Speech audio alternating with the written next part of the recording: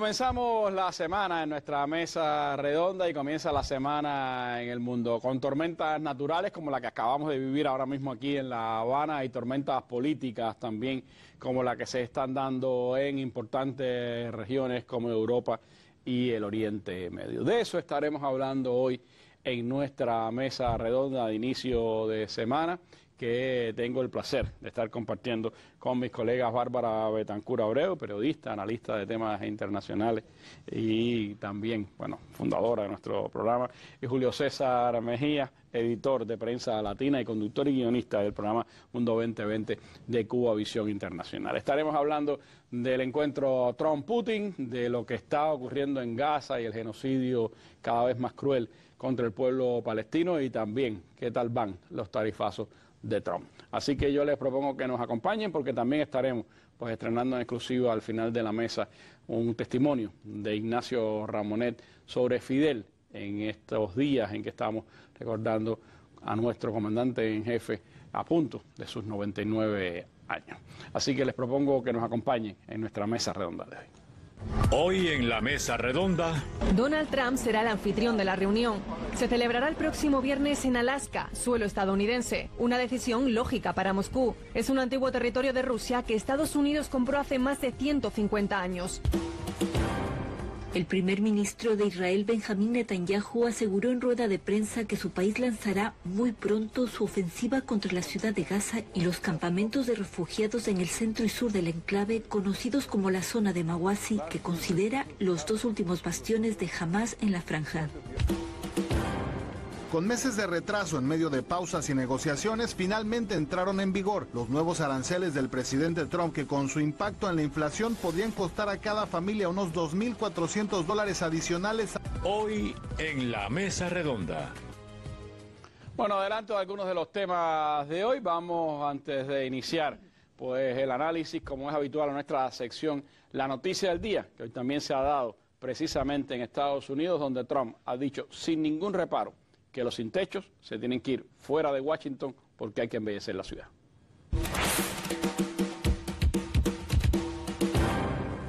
El presidente de Estados Unidos, Donald Trump, instó este domingo 10 de agosto a las personas sin hogar a abandonar Washington, D.C. inmediatamente, asegurando que el gobierno les proporcionaría refugio lejos de la capital. El mandatario tiene previsto ofrecer una rueda de prensa el lunes para presentar su plan para que la ciudad sea más segura y más hermosa que nunca. Las personas sin hogar deben irse inmediatamente. Les daremos alojamiento, pero lejos de la capital, escribió en su plataforma Truth Social. Al dirigirse a los criminales, Trump advirtió: no tienen por qué irse, los meteremos en la cárcel, donde pertenecen. Desde su regreso a la Casa Blanca, el republicano ha amenazado repetidamente con colocar a Washington, que goza de un estatuto particular, bajo control federal. Fue en 1973 cuando la capital dejó de estar controlada por el Congreso después de casi 200 años. El lunes habrá una conferencia de prensa en la Casa Blanca, la cual, esencialmente, detendrá el crimen violento en Washington, D.C. Se ha convertido en una de las ciudades más violentas en cualquier parte del mundo, y pronto será una de las más seguras, señaló. Según el informe anual del Departamento de Vivienda, en 2024, Washington tenía más de 5.600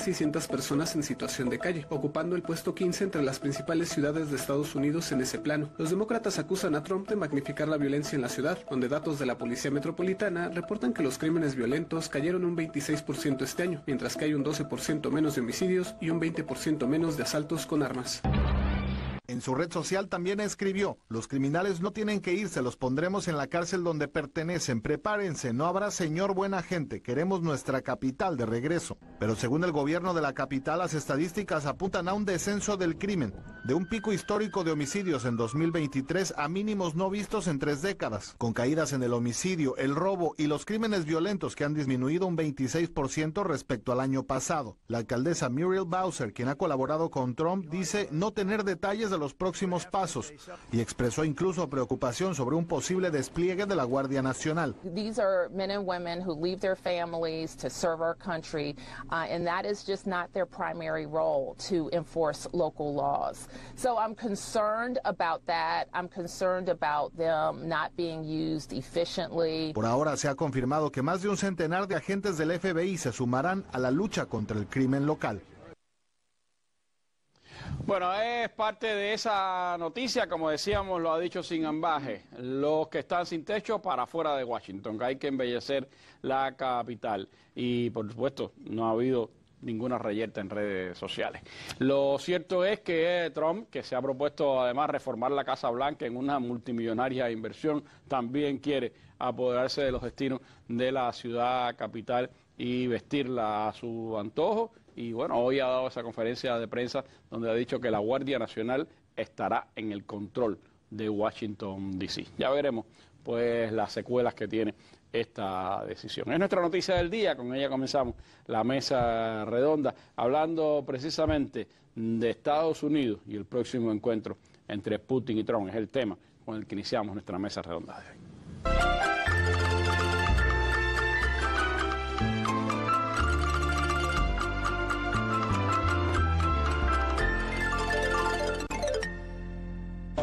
Donald Trump será el anfitrión de la reunión. Se celebrará el próximo viernes en Alaska, suelo estadounidense. Una decisión lógica para Moscú. Es un antiguo territorio de Rusia que Estados Unidos compró hace más de 150 años. El estrecho de Bering, de unos 80 kilómetros, separa a ambos países. El encuentro parece haber satisfecho a Trump, que había exigido a Putin acordar un alto el fuego antes de este viernes.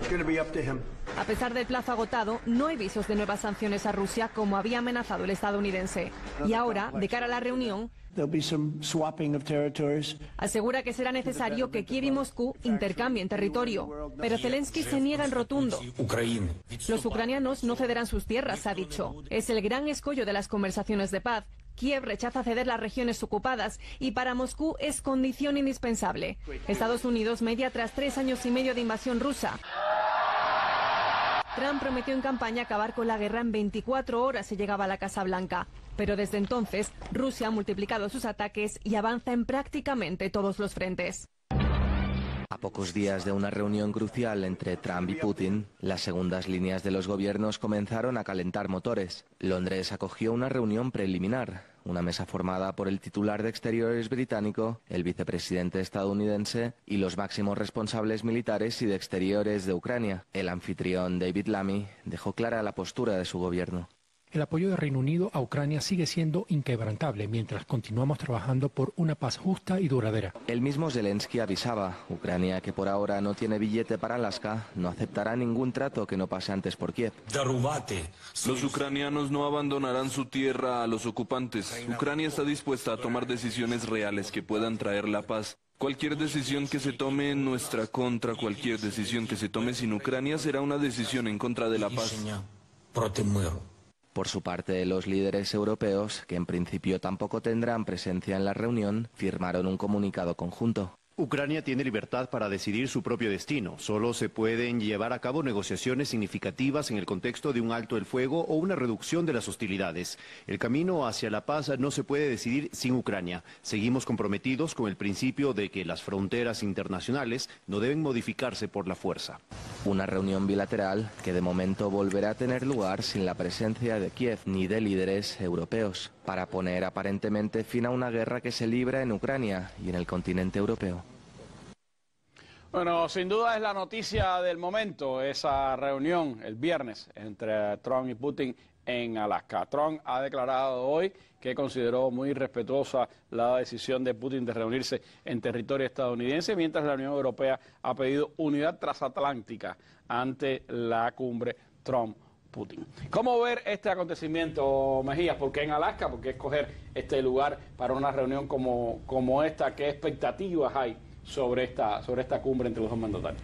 Bueno, Alaska, como se ha dicho en varios reportes ya que hemos visto en diversos medios, Alaska perteneció al Imperio Ruso hasta mediados del siglo XIX y fue vendida a aquellos nacientes de Estados Unidos que todavía no tenían los 50 estados de estos momentos, pero ya dominaban, ya habían conquistado las tierras a todo hacia el oeste, ya habían aumentado hasta la frontera con Canadá, y Alaska en ese momento le fue vendido por el Imperio Ruso por una cifra de algo así como $7 millones en aquel momento, según los equivalentes que han valorado algunos historiadores y economistas. Dice que vienen siendo ahora aproximadamente unos 1.500 millones de dólares. En concreto, es una región que todavía hay mucho vestigio de la cultura rusa, incluso de la religión ortodoxa. Hay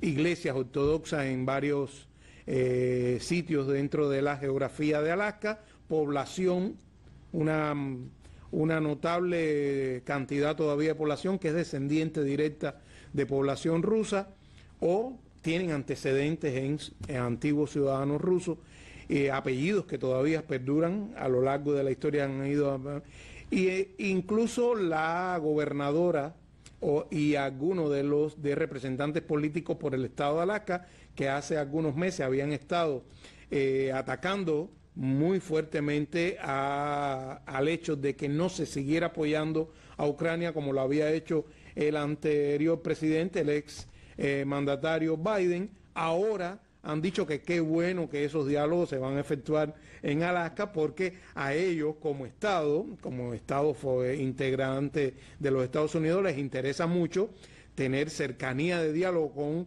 la Federación de Rusia, porque comparten ribera en el Océano Ártico. Donde más cerca está en Rusia y Estados Unidos. Exactamente, fíjate tú qué contradicción, y a su vez qué llamativo el hecho de que cambien con tan poco tiempo de criterio. Y bueno, Randy, en concreto, además de esa situación de vínculos históricos desde el punto de vista de las negociaciones mediante las cuales Alaska pasó a formar parte de los Estados Unidos, pues está el hecho también de que, ya lo decías, es el lugar más cercano a la Federación de Rusia. Hay muchos temas que vinculan a Alaska con la Federación de Rusia, no solo tener ribera al Océano Ártico, sino sobre todo muchos recursos económicos, muchos recursos estratégicos que existen bajo las aguas del Océano Ártico, que incluso Estados Unidos ha tenido en algún momento posturas de no compartir, es un asunto de disputa entre disputas, potencias, ¿no? Y sin embargo, mira, ahora va a ser ahí en Alaska. Y por otro lado, es un espaldarazo, de hecho, a lo que está pidiendo el grueso de la comunidad internacional, menos las grandes potencias europeas, de que por favor se logre realmente establecer un diálogo para llegar a la solución de un conflicto que se ha extendido. Si bien, como vamos a utilizar el término que dice Zelensky y algunos líderes europeos, si bien es territorio que ha ocupado Rusia, que originalmente pertenecía a Ucrania, lo que ellos no dicen es que no son usurpadores los que viven allí, porque los que viven allí siguen siendo los que vivían allí. La Federación de Rusia ha hecho una operación militar especial que muchos medios occidentales lo tildan como eufemístico, pero que realmente es especial, porque si no fuera especial, estuviera sucediendo lo que acontece, por ejemplo, en Gaza, que es operaciones de tierra arrasada, y no es lo que está aconteciendo en Ucrania. Valga que se pueda nosotros tener la posibilidad de aclararlo acá. Y bueno, que ese conflicto termine, que los que viven allí puedan decidir. De hecho, decidieron en el 2022 lo que ellos consideraban como mejor para su futuro, porque fueron los que viven ahí, y porque continuamente ellos obvian que efectivamente los que viven allí, que no son usurpadores, que decidieron eso, la inmensa mayoría, casi un 80% entre las 4 provincias, vamos a descartar ya Crimea, que es mucho más todavía, más rusófona y étnicamente rusa. En el caso de esas otras 4 regiones, hay zonas de Lugansk y Donetsk donde es prácticamente el 90% de población rusa, y es necesario que ya se logre un acuerdo, porque ellos dicen que las tropas rusas, ahora están reconociendo los medios occidentales, Randy, que las tropas rusas siguen avanzando, pero hasta hace poco lo negaban. Sobre todo los británicos, que han sido un poco los que han estado detrás. Ese es el entorno, el contexto de los ucranianos. Pero hay por supuesto, pudiéramos decir, muchas notas interesantes de esta reunión. Por un lado, por supuesto, que se reúnan Trump y Putin después de varios años es un hecho llamativo, pero también, por supuesto, los ausentes, Babi. Los ausentes, no está la Unión Europea, no está Ucrania en esta reunión. ¿A dónde puede llevar entonces un acuerdo como este, y a dónde deja colocado a las potencias europeas que han estado, pues han sido realmente los masterminders detrás de todo lo que ocurre en Ucrania? Bueno, pues un saludo. cariñoso y húmedo, está a hablar de... húmeda y con muchos rayos y truenos. Bueno, sí, ha sido realmente tormentosa. Bueno, como tormentoso tienen que tener la cabeza, sobre todo los europeos, que están dando maniga realmente increíble. Yo creo que para todos resulta siempre útil y positivo que los líderes de las dos grandes potencias mundiales tengan un encuentro. Más allá del tema, el hecho de que hayan encontrado más puntos en común para llegar a encontrarse, yo creo que es algo para celebrar. Que puedan tener una relación como está la leyenda que dice que la tienen, y ojalá y se pueda aprovechar en bien de lo que toda la humanidad está reclamando, que es paz. Paz para un conflicto que nunca debió existir, porque si no hubieran, por parte de las potencias occidentales que ahora están, dicho en buen cubano, ardidas, porque han quedado sin protagonismo, aunque se lo inventaron, porque hoy convocaron de urgencia a una reunión de ministros de Exteriores. No sé si finalmente participó Zelensky, porque era por videoconferencia, a lo mejor pudo hacerlo, porque están, por supuesto, inconformes, porque no le dieron invitación a esa reunión. Y yo cuando leía hoy los materiales acerca de las declaraciones que daba la secretaria, la comisaria de Relaciones... A von der Leyen. La comisaria de Relaciones Exteriores. La Calla, sí. Ella, que le han dicho horrores en algunos parlamentos. En varios parlamentos le han dicho horrores. Bueno, pues yo me acordaba de anécdotas anteriores que Putin decía, bueno, ¿y por qué los europeos quieren estar presentes en una conversación? No se creen que están creyéndose más cosas de las que les tocaba.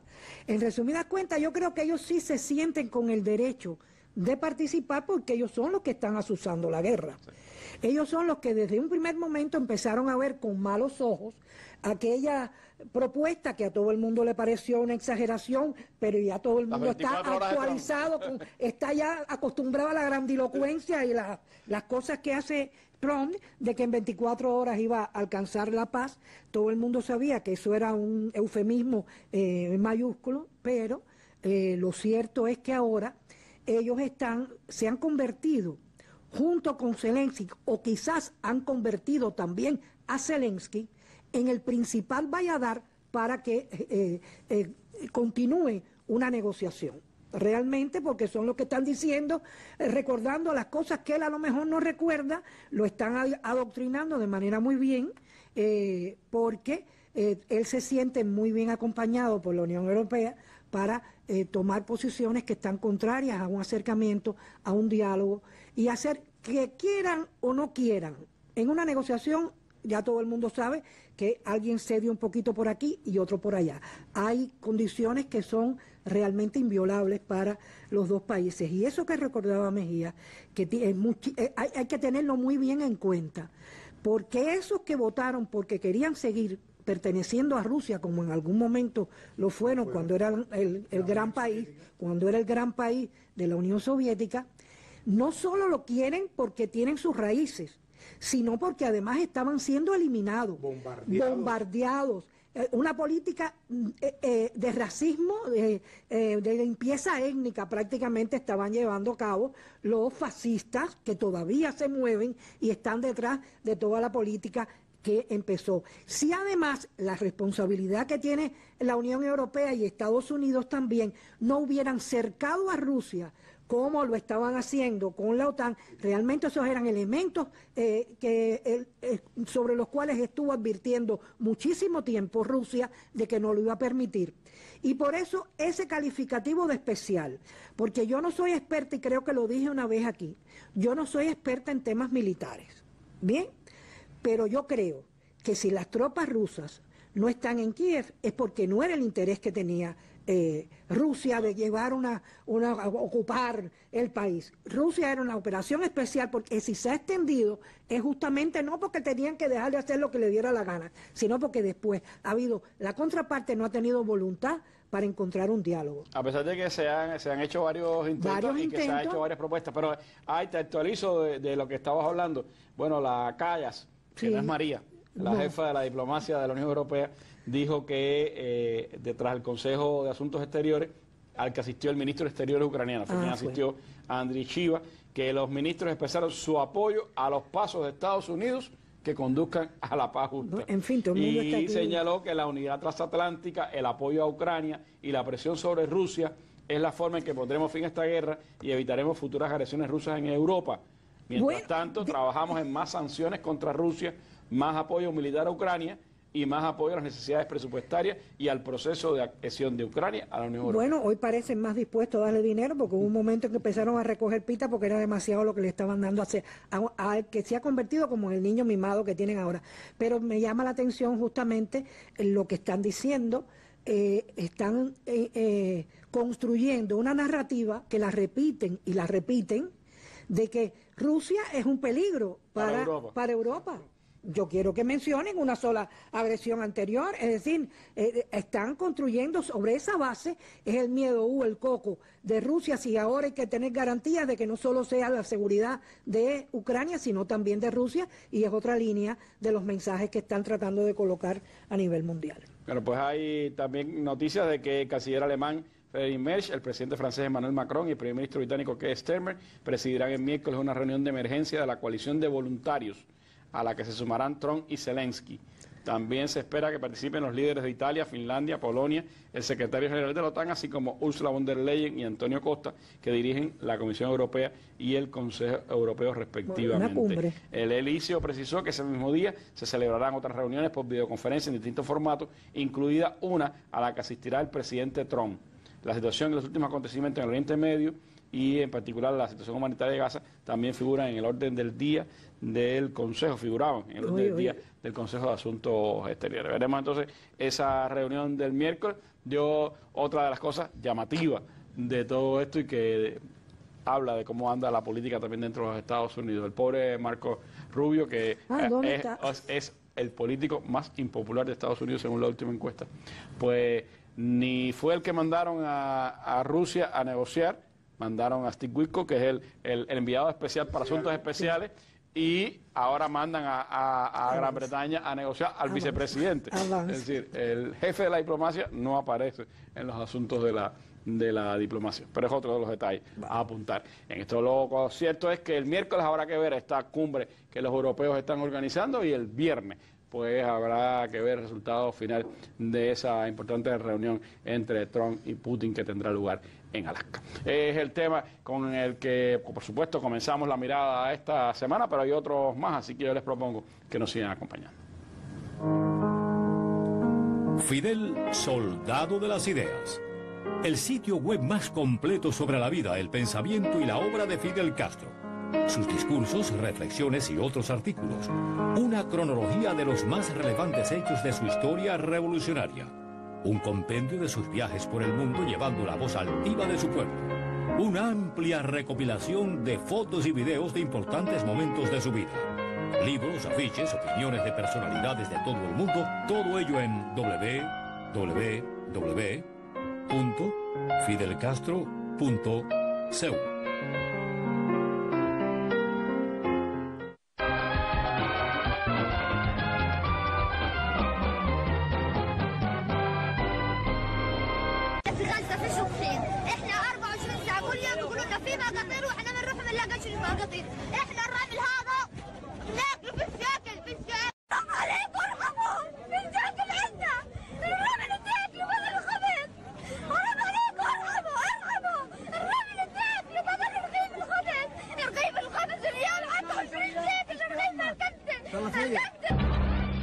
Si te llegan estas palabras es porque Israel ha conseguido matarme y silenciar mi voz.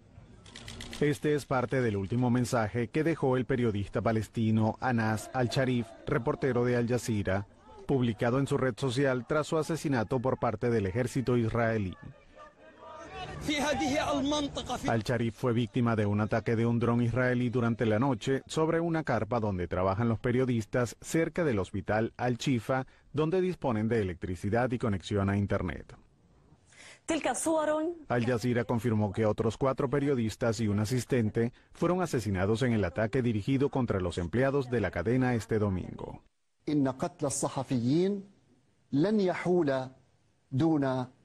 انتشار الحقائق والكلمات. رحم الله أنس الشريف، رحم الله محمد قريقع، رحم الله إبراهيم الظاهر، ورحم الله محمد نوفل. Al-Sharif, de 28 años, formó parte del equipo de Reuters que en 2024 ganó un premio Pulitzer por su cobertura de la guerra entre Israel y Hamas. Los otros periodistas de Al Jazeera asesinados por el ataque israelí fueron Mohamed Kareiken, era reportero y tenía 33 años.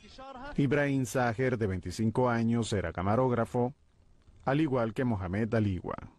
Y finalmente Mohamed Naufal, de 29 años, era el asistente del equipo.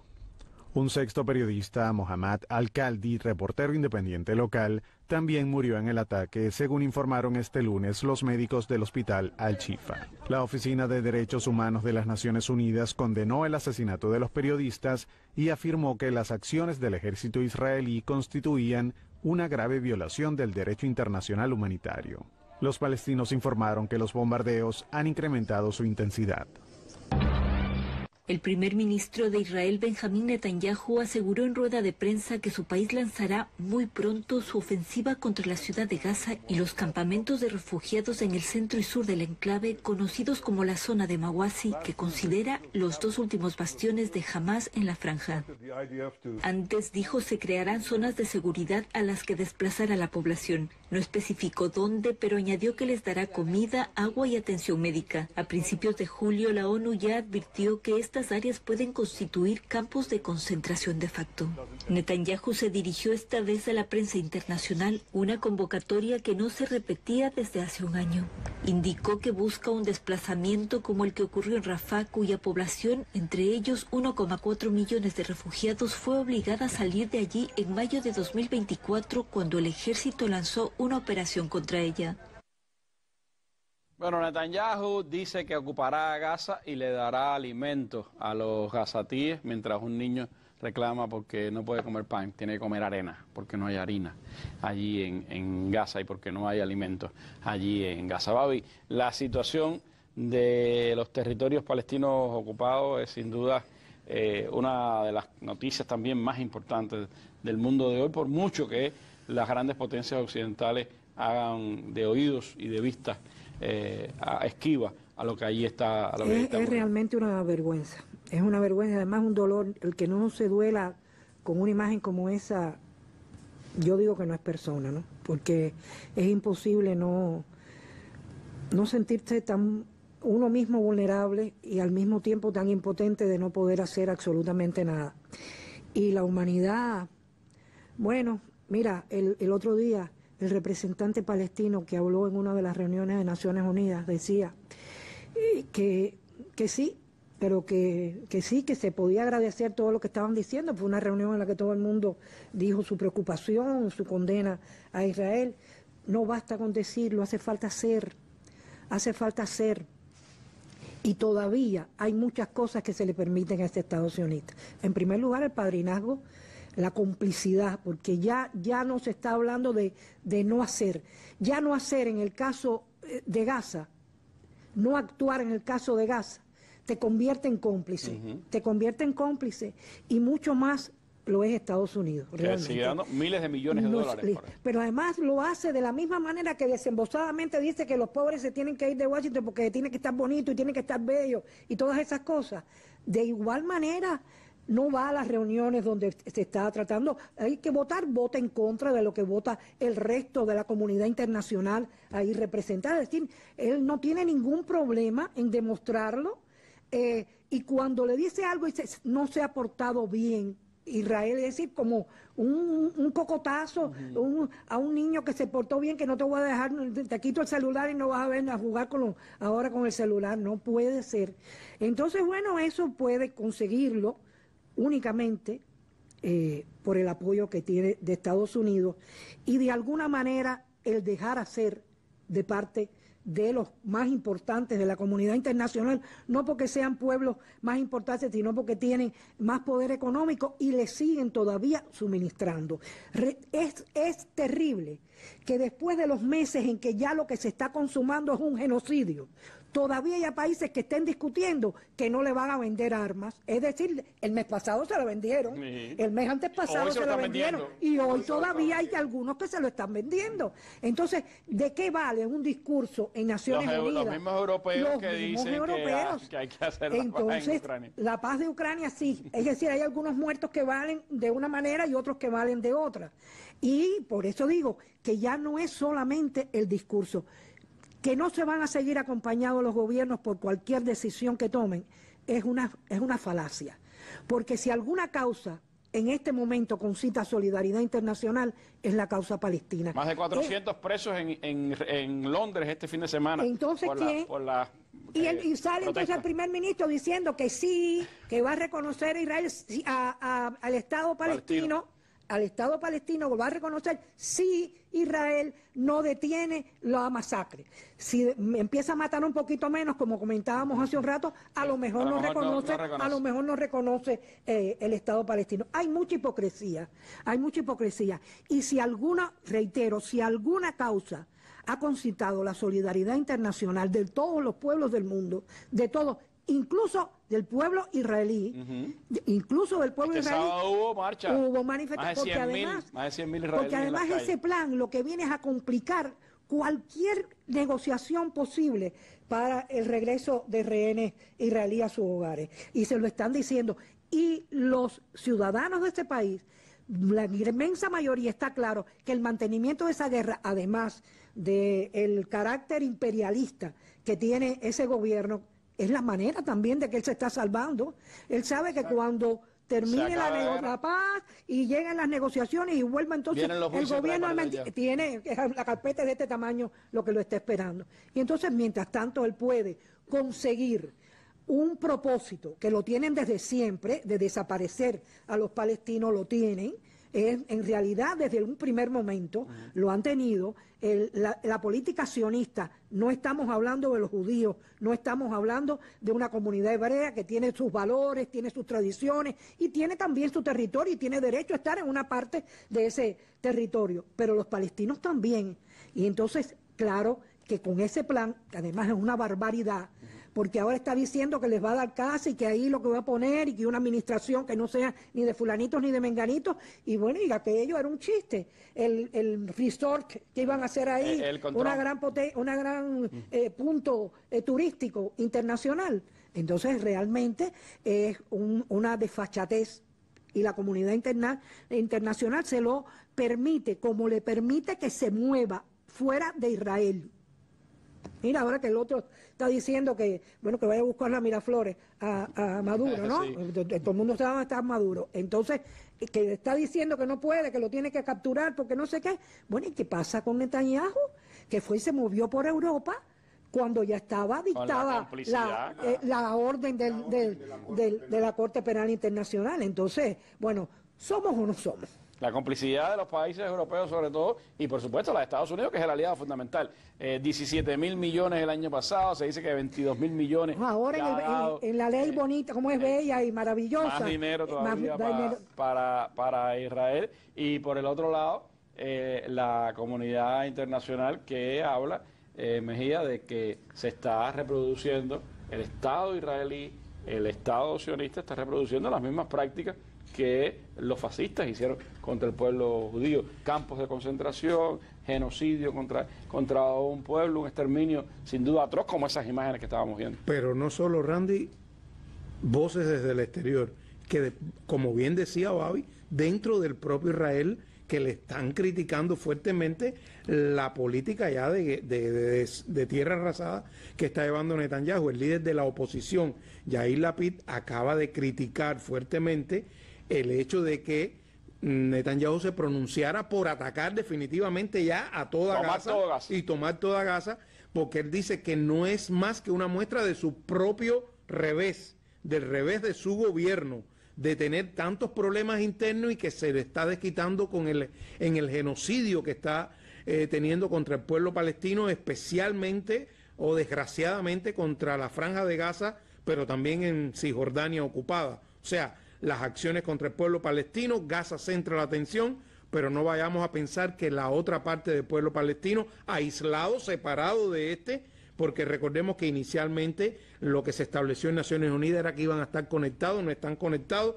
Hace décadas que lograron aislarlos por toda su frontera, porque... Se dice que Gaza es la mayor cárcel al aire libre del mundo. Claro, porque inicialmente tenían la frontera abierta siempre con Egipto, la han cerrado, ellos la tienen bajo el dominio propio de Israel, pero en el caso de Cisjordania también. Cisjordania tenía enlaces por puntos, por determinados puntos con Jordania, y los palestinos podían entrar alimentos, mercancía, hasta el año 67 aproximadamente, la guerra que se produjo en el 67, en que Israel tomó todo ese borde, y ahora con la creación del muro aún más lo tiene cercenado. En el caso de Gaza no tiene muro, pero es que bombardea indiscriminadamente contra la población. Decía Lapid, el líder de la oposición israelí, que sencillamente los bombardeos que está teniendo en las últimas jornadas no tienen comparación con ninguna acción como las que vivieron sus propios antepasados judíos durante la Segunda Guerra Mundial,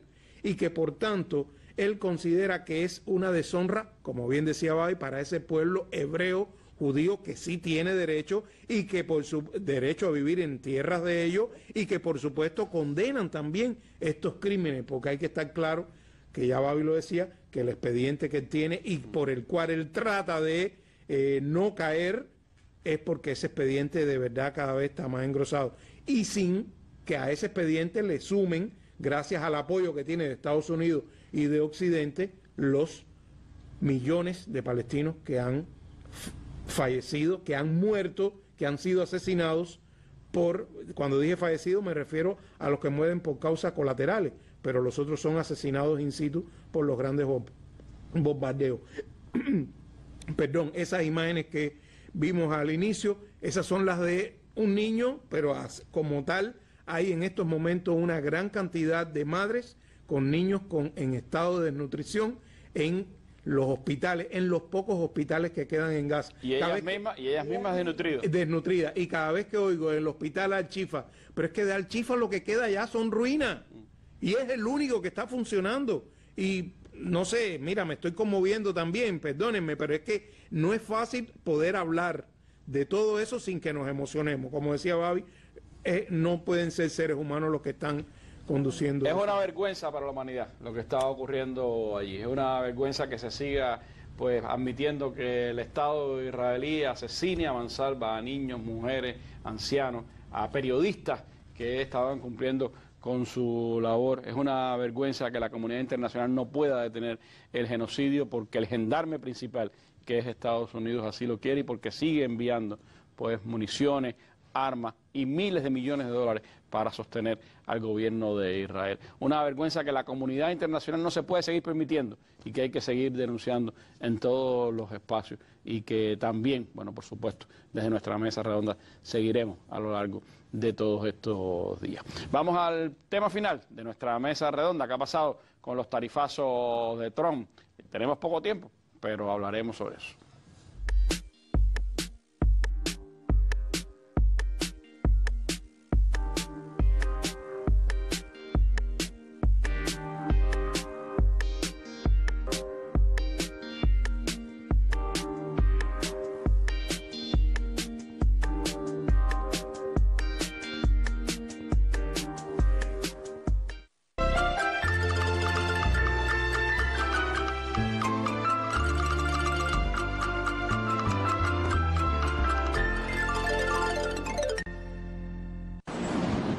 Con meses de retraso en medio de pausas y negociaciones, finalmente entraron en vigor los nuevos aranceles del presidente Trump, que con su impacto en la inflación podrían costar a cada familia unos $2.400 adicionales al año, según la Universidad de Yale, que adelanta los mayores aumentos de entre 30 y 40% en los precios de ropa y calzado, fabricados usualmente en países del sudeste asiático. En ese escenario, unos zapatos deportivos de $85 podrían subir incluso a $120. No se puede vivir así, tanto la economía, muy caro todo. A partir de hoy, Esmeralda podría pagar aún más por su ropa y la de sus dos hijas. Sus tenis, descubrió hoy, están hechos en Vietnam, un país con 20% de aranceles. Son mis tenis. Sí, o sea, uno nunca se fija dónde están hechos, ¿no? No, pues no, nomás los necesita que comprar. Entre los más castigados, Brasil y Suiza, junto a una docena de países que terminaron con más del 30% de impuestos a sus exportaciones. Un costo extra que, advierten expertos, tendrá que pagarse. O lo paga el importador que trae ese producto a Estados Unidos y en la aduana paga el arancel, o lo paga el consumidor con un aumento de precio, o lo más probable, todos van a pagar un poco de ese arancel, pero lo van a pagar y eso lo va a cobrar el Tesoro de los Estados Unidos. Unos 50.000 millones de dólares al mes anticipa la administración Trump, algo que celebró el mandatario mientras la valoración de su política económica va en declive, con 6 de cada 10 estadounidenses desaprobando su manejo del costo de vida, según una encuesta difundida hoy por CNBC. Bueno, pues los tarifazos de Trump están en vigencia para Suiza, para Canadá, pero no para China.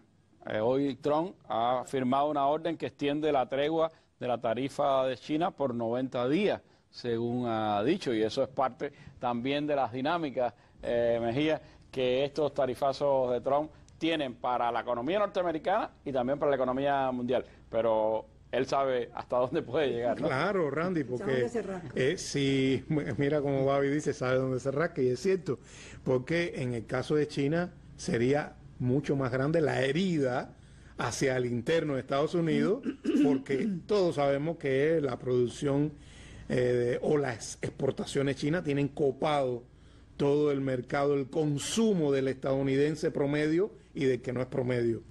Y sería una gran herida. De hecho, ahí en ese reporte que vimos antes de entrar al bloque, lo aclara un economista. O lo paga el importador al entrar el producto a Estados Unidos, o lo peor, lo van a pagar los consumidores. Y en el caso de China, la herida va a ser directa a los consumidores. Y por otro lado, es una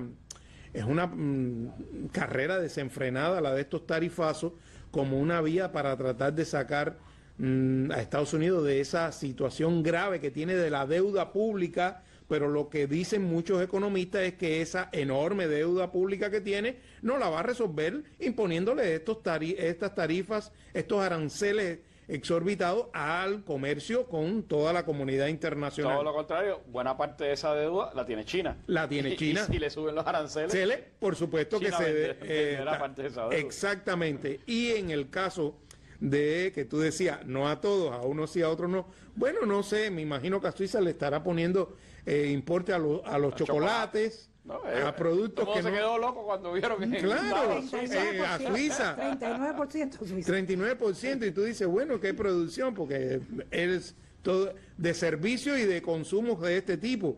Pero a la gran economía emergente que es China, por supuesto que se tiene que limitar. Quiso Randy amenazar a la India.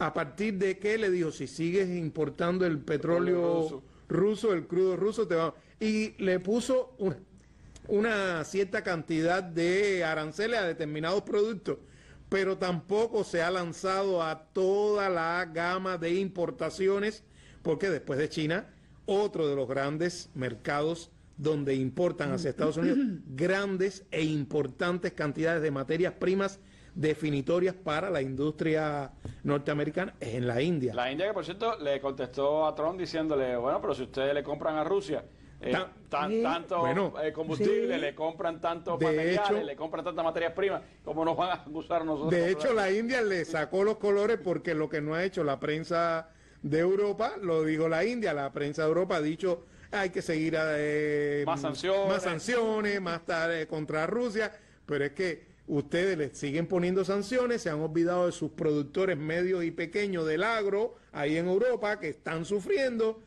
mientras que Estados Unidos se sigue importando, bueno, la lista es enorme de productos, incluso algunos que yo reconozco que cuando leí la información de la India, dije, pero es que Estados Unidos importa estos productos. ¿Por qué? Claro, porque yo dije... para los aviones. Pues claro, hasta para los aviones, porque claro.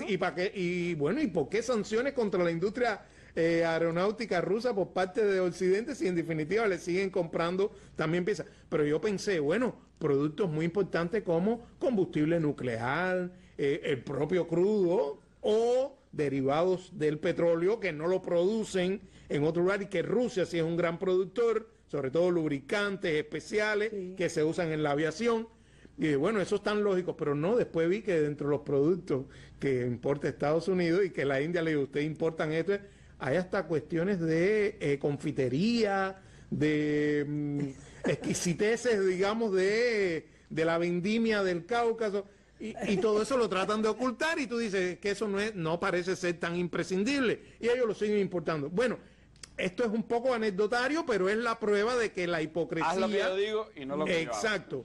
Y entonces, bueno, las tarifas siguen y ya ahora se está sintiendo fuertemente en el consumidor estadounidense. Hasta ahora no lo habían tenido, ahora sí se lo van a empezar a sentir, y yo creo que eso va a tener que, o va a representar un obstáculo para que lo siga ampliando. Europa, por supuesto, sigue siendo la consentida, o sea, no la consentida, quiero decir, sigue siendo la principal víctima, pero porque ellos mismos se están autoflagelando. Pero lo peor es que Europa ha hecho un acuerdo que prácticamente se entregó a Trump. Ellos se siguen autoflagelando. Mientras otros países y otras regiones se han fajado de alguna manera, pues Europa ha dicho sí, todo lo que diga Trump, y además le vamos a comprar el gas, y además le vamos a decir todo lo que ustedes hagan. Pero además, y Trump se los agradece con comentarios como ellos al final siempre hacen lo que yo digo. Entonces, por favor, Europa. Nunca ha sido más humillada Europa. Nunca ha sido más humillada que con Trump, que intenta por demás humillar a todo el mundo, porque fíjense, él está negociando, bueno, él escribió el libro de cómo hay que negociar, ¿no? Y entonces él dice que él está negociando, no te pongo grandes impuestos si prometes que vas a hacer grandes inversiones en el país. Es decir, él realmente es un gran hombre de negocios y asimismo está gobernando. Bueno, realmente sí lo ha sido. Y asimismo está gobernando. Está gobernando y ahora, por ejemplo, también se van a empezar a ver las afectaciones, porque primero, él dice que han recaudado creo que 100.000 millones y que eso es bueno, en fin, dice él que es bueno. Ya la gente está criticándolo porque le está afectando el bolsillo y lo de todos los días, porque hay cosas que tú tienes que comprar todos los días, y como bien recordaba Mejía, los chinos están en todas partes. Mercados chinos hay en cualquier lugar. Que tú hablábamos de Suiza, que es muy respetuosa, está muy orgullosa de su producción, también tiene una pila quincalla china. Ahí en cualquier lugar tú te empatas con cualquier producto chino que ya tú lo miras, y cuando es made in China, así lo dicen en todos los lugares, en cualquier lugar del mundo.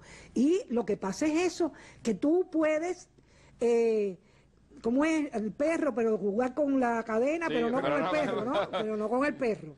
Es una razón, porque además lo ha dicho muy claramente, Xi Jinping no quiere una guerra con Estados Unidos ni con nadie. China tiene sus metas bien fijadas en materia de desarrollo, pero lo dice, somos un barco, tranquilo, vamos a seguir, porque además si todo el mundo le dice que no a Estados Unidos, quien las va a ver negras a Estados Unidos. Y cuando empiecen a subir los precios, eso se va a reflejar también en los empleos. El otro día votó a una funcionaria porque dio cifras de desempleo que a él no le gustaba.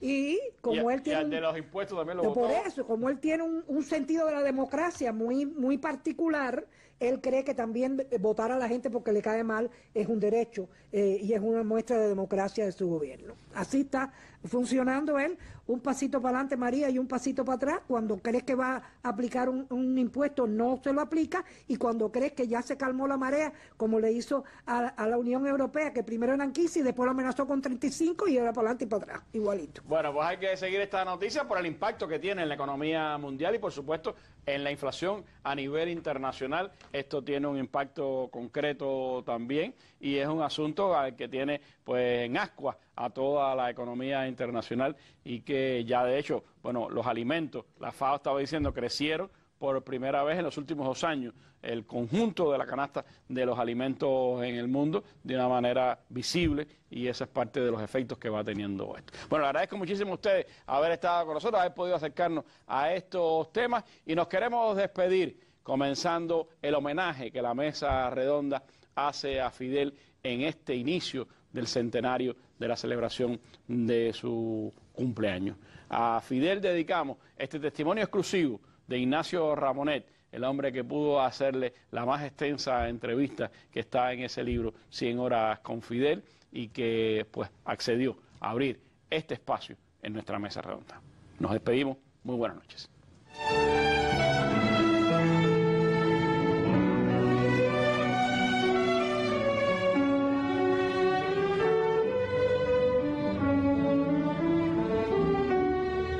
Fidel siempre está conmigo.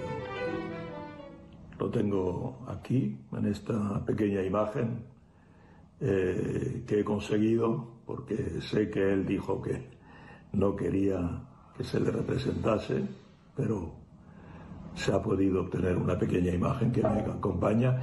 Y bueno, el libro que hicimos juntos, donde están sus pensamientos y sus ideas. Fidel era un hombre excepcional. He conocido a muchos dirigentes y a muchas lideresas también. Tengo que decir de todos ellos que Fidel era único. Era un visionario. Una de sus características principales era este aspecto visionario que le venía de su extraordinario conocimiento de la historia y también, por consiguiente, de su propia experiencia. Y un visionario, un gran creador, capaz de concebir conceptos políticos nuevos, estrategias políticas nuevas.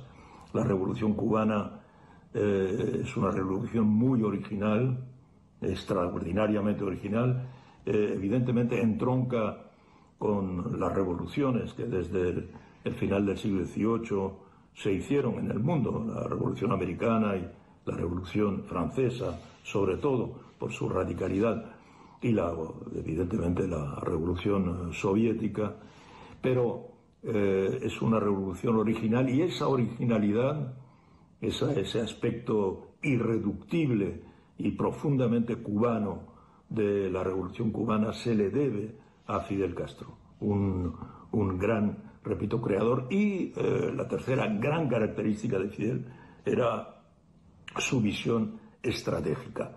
Ya he dicho muchas veces, era un estratega. La táctica y todas las, circunstancias que podían ser analizadas le permitían a él tener una visión de largo alcance, una visión, como diríamos, teleológica, buscando un objetivo. Por eso yo diría que las tres grandes características de Fidel fueron estas, ¿verdad? Visionario, creador y estratega. Un hombre profundamente preocupado por su pueblo, por el bienestar de su pueblo. Un hombre al que le dolía el sufrimiento de Cuba, el sufrimiento de la población cubana, como lo demostró en la historia absolverá, en ese diagnóstico, esa anatomía que hace de la Cuba de la dictadura de Batista, con el sufrimiento de la gente, con tantas necesidades que estaba pasando la gente, la necesidad de medicina, la necesidad de educación, la necesidad de trabajo, la necesidad de vivienda. Eso es el motor del deseo de Fidel de transformar la realidad cubana, con un proyecto, repito, muy personal, muy genuino, muy particular. Fidel inscribió a Cuba en la geografía mundial. Cuba no tenía existencia geopolítica y sí la inscribió. Se integra evidentemente en un gran movimiento de descolonización, en el mismo momento en que Cuba obtiene su triunfo, el triunfo de la Revolución Cubana en el 59, es un momento en que en Argelia se está luchando por la independencia, que se obtendrá en 1962. La Indochina de la colonia francesa ya había obtenido su independencia en 1954. Entre el 54 y el 62, ahí transcurre la lucha de liberación cubana. Por eso es a la vez un movimiento muy genuino, pero no aislado. Es un sentimiento mundial. Salir del colonialismo en Cuba, salir del neocolonialismo. Esto también Fidel lo vio muy bien, que había un movimiento mundial y que Cuba tenía que inscribirse en ese movimiento mundial. Por eso pasa inmediatamente acuerdos, relaciones con los insurgentes argelinos, con la cuestión palestina, evidentemente, con la situación en Indochina, luego la guerra de Vietnam, con África, la descolonización africana, la genial intervención de la Operación Carlota en Angola. Bien, toda esta visión internacional, esto es creación de Fidel. Y evidentemente su enorme proyección hacia América Latina. El objetivo de Fidel es un objetivo bolivariano, la integración latinoamericana, la unión latinoamericana, la conexión con todas las revoluciones que ha habido en América Latina, desde la Revolución Mexicana, evidentemente desde la liberación del colonialismo español en el principio del siglo XIX. Fidel es un gigante desde el punto de vista político y geopolítico. Apenas se empieza a estudiar la visión de Fidel, su enorme peso en la segunda mitad del siglo XX. Es una de las enormes figuras políticas de la segunda mitad del siglo XX. Y bueno, solo puedo decir mi admiración profunda por su pensamiento y por su persona, que tuve la dicha de conocer. Un hombre bueno, un hombre cabal, un hombre íntegro, un hombre honesto, un hombre profundamente en acuerdo. Su vida y sus actos siempre estuvieron de acuerdo, tal como yo lo pude constatar. Por eso es un modelo. Bueno, gracias.